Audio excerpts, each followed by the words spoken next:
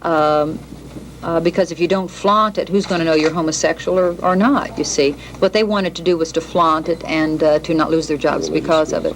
If we were going to go on a crusade across the nation and try to do away with the homosexuals, then we certainly would have done it on June the 8th after one of the most overwhelming victories in the country. But we didn't. We tried to avoid it and went into a place called Norfolk, Virginia, and were met with protest and all kinds of problems. And every...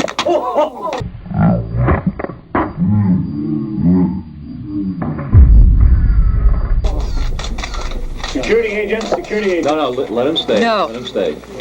Well, at least it's a fruit pie. And I think you have been victimized, like so many of us, about this right-wing movement. I think that there is no right-wing movement. That there is Yes, not? There is not. Let me explain. I think that the right wing has talked about it and packaged it and put it on a shelf like a box of cereal, and people are buying it. And the legislators are buying it, and so the legislators are acting that way, and the liberal, progressive people even are buying it and starting to act that way. But let's look at the facts.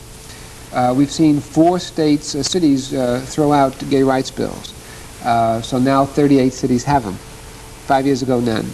We talk about ERA being stopped in its cold and have to have an extension. 7 years ago, not one state had ratified ERA. 60% of the nation has.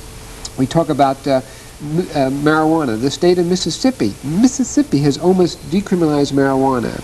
We talk And it may be coming here in California. Right. Younger himself says he'd sign the bill. Right.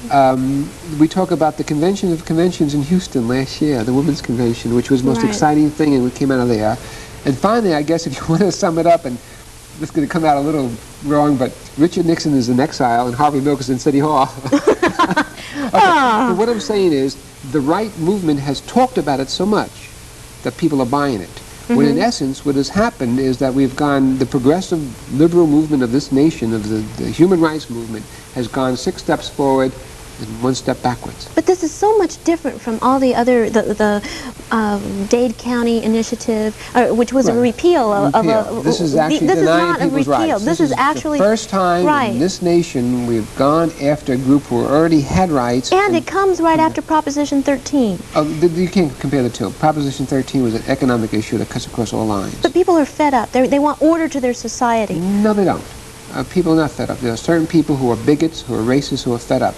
Don't forget, Proposition 13 was the most racist bill we voted on. The people who got affected most are the minorities. We have the Republican Party in this state now saying no income tax. As long as, this was last week in L.A., as long as income tax went for highway expansions, airport, golf courses, and so forth, it was good. Now that income tax is going for senior citizens, abortions, and so forth, all of a sudden income tax is no good. Okay, I guess what I want to get is a feel for what is happening. Why a Briggs initiative? Why an anti-gay initiative? And also, I mean, it seems very interesting to me that Briggs had another initiative on the ballot too, and that is the death penalty.